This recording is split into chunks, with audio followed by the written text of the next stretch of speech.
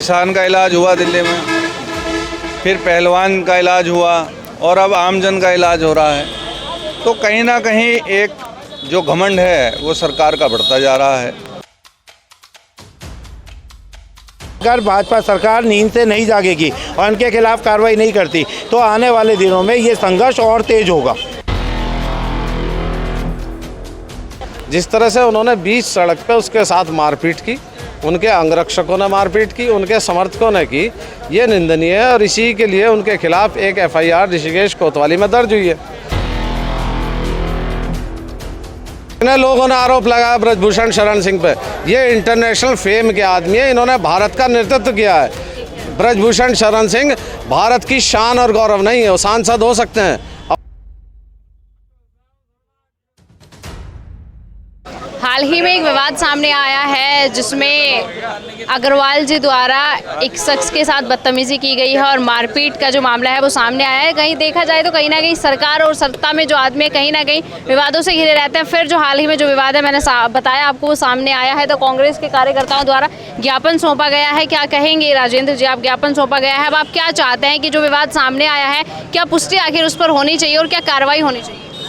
नहीं, हमारा कहना यह है कि माननीय मंत्री जी जो हैं श्री प्रेमचंद अग्रवाल जी, वो संविधान की शपथ लेके मंत्री बने।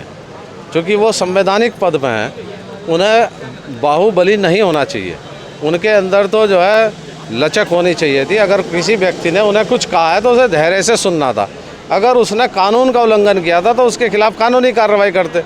जिस तरह से उन्होंने बीच सड़क पर उसके साथ मारपीट की, उनके अंगरक्षकों ने मारपीट की, उनके समर्थकों ने की, ये निंदनीय है और इसी के लिए उनके खिलाफ एक एफआईआर ऋषिकेश कोतवाली में दर्ज हुई है।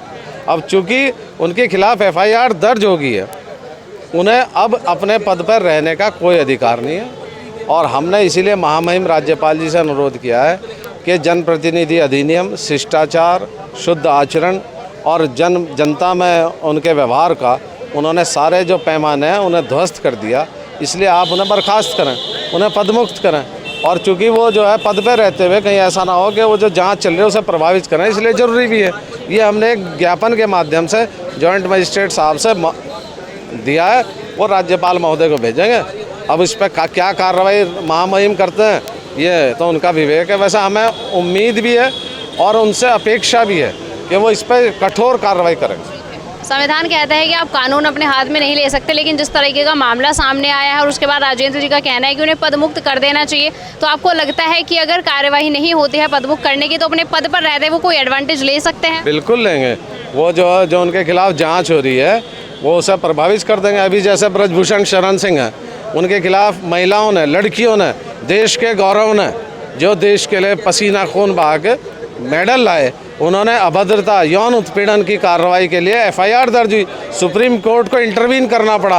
उसके बाद भी वो व्यक्ति खुलेआम जो है इंटरव्यू दे रहा है, जनता के बीच जा रहा है और पुलिस कोई कार्रवाई नहीं कर रही। उसमें तो कहना है ना कि हरियाणा के सांसद और जो महादेव अकेडमी से जुड़े हुए हमारे प्रतियोगी तो जो मेडल लाए हैं उनका ब्रजभूषण जी का कहना है कि वो उनके द्वारा उन्हें फंसाया जा रहा था कि वो अध्यक्ष पद से हटाए जा सके। जिन लोगों ने उनके खिलाफ कार्रवाई की मांग की है, क्या उनके खिलाफ कभी किसी थाने में कोई एफआईआर दर्ज है? क्या विनेश फोगाट पे गैंगस्टर एक्ट में कार्रवाई हुई, गुंडा एक्ट में हुई, मोटरसाइकिल चोरी का मुकदमा हुआ उनके खिलाफ, 302 का मुकदमा कायम हुआ, अपहरण और क्या नाम जो है अवैध वसूली का हुआ? वो देश का गौरव है। और ये जितने लोगों ने आरोप लगाया ब्रजभूषण शरण सिंह पे, ये इंटरनेशनल फेम के आदमी है, इन्होंने भारत का नेतृत्व किया है। ब्रजभूषण शरण सिंह भारत की शान और गौरव नहीं है, वो सांसद हो सकते हैं अपने दम पे या अपने पैसे के दम पे या अपने बाहुबल के दम पे। सचिन गुप्ता जी ज्ञापन दिया है, क्या कहना चाहेंगे? क्या लगता है कि कार्रवाई होगी, पदमुक्त उनको किया जाएगा या ऐसे ही वो अपने पद पर बने रहेंगे और कोई एडवांटेज अपने लिए ले सकते हैं? देखिए, भाजपा सरकार हमेशा करनी करनी में फ़र्क करती आ रही है। जीरो टॉलरेंस का नाम केवल जुमलोबाजी है। अगर उन्होंने इनके खिलाफ कार्रवाई करनी थी प्रेमचंद अग्रवाल जी के, तो उस वक्त भी करनी थी जब उनका जब नियुक्ति का वो चल रहा था प्रकरण, उसमें भी उनका नाम था। उन्होंने फर्जी नियुक्तियाँ की थी, तब भी उन्हें हटाया नहीं गया, तब भी उन्हें कैबिनेट मिनिस्टर बनाया गया। ये प्रकरण लगातार जो है वो करते आ रहे हैं प्रेमचंद अग्रवाल जी ऐसे कृत्य, लेकिन जीरो टॉलरेंस की सरकार इस कृत्य को रोकने में नाकामयाब रही है। भाजपा सरकार हमेशा अपने नेताओं को, अपने मंत्रियों को बचाने का कार्य करती आई है और करती आ रही है। नहीं तो अब तक उनके खिलाफ मुकदमा कायम हो जाना चाहिए था और उनके खिलाफ मुकदमा कायम के साथ साथ उन्हें इस पद से मुक्त कर देना चाहिए था। सर, अगर पदमुक्त सरकार फिर भी नहीं करती है, जिस तरीके से आपने भी आज ज्ञापन दिया, उसके बाद कांग्रेस के जो कार्यकर्ता वो क्या करेंगे? देखिए, कांग्रेस कार्यकर्ता और कांग्रेस लीडरशिप इस बात पे बिल्कुल क्लियर है कि अगर भाजपा सरकार नींद से नहीं जागेगी और उनके खिलाफ कार्रवाई नहीं करती तो आने वाले दिनों में ये संघर्ष और तेज होगा। कल जिस तरीके से हरीश रावत जी भी कह रहे थे कि भाजपा सरकार उत्तराखंड के लिए एक खलनायक और नटवरलाल का कार्य कर रही है, उन्हें सरकार राज्य से माफ़ी मांग रही है, जिस पर आपका क्या कहना है? क्या वाकई में सरकार नटवरलाल जैसे कार्य कर रही है? मैडम, ये तो आपको भी दिखाई दे रहा है। अगर ये आम जन में होता है या बाई चांस कोई कांग्रेस का नेता होता तो अब तक जेल की सलाखों के पीछे होता। आप ये देखिए, इतने सारे पहलवान, इतने सारे, वो अभी हमारे गौरव भाई ने भी बताया, वहाँ पे बैठे हैं, धरना दे रहे हैं, आवाज़ उठा रहे हैं। वे अपने एक मंत्री को हटाने के लिए तैयार नहीं है। कितने दिन से वो लोग बरसात में, धूप में वहाँ पे धरना प्रदर्शन कर रहे हैं। मैं फिर कहता हूँ, भाजपा सरकार चाहे राज्य में हो चाहे केंद्र में हो, उसकी करनी और कथनी में फ़र्क है। वो अपने नेताओं को बचाने का कार्य कर रही है, अपने नेताओं के खिलाफ कोई कार्रवाई नहीं कर रही है। हाँ, दूसरा व्यक्ति अगर आवाज़ उठा रहा है तो उसके पीछे इनकम टैक्स, CBI और ED की फोर्स जरूर लगा रही है। मतलब सरकार अपने ही सत्ता में रहे हुए लोगों पर कार्रवाई बिल्कुल नहीं कर रही है। ये तो साफ तौर पर देखने को मिल रहा है और इसका जो भुगतान है वो 2024 में जनता उन्हें करके देगी ही देगी। जनता को भी सब समझ में आ रहा है। क्या कहना है गौरव जी आपका? देखिए, पहले तो किसान का इलाज हुआ दिल्ली में, फिर पहलवान का इलाज हुआ और अब आमजन का इलाज हो रहा है। तो कहीं ना कहीं एक जो घमंड है वो सरकार का बढ़ता जा रहा है। और घमंड तो हमारे पुराने और शास्त्रों में रावण का भी नहीं रहा, जो इतना विद्वान था।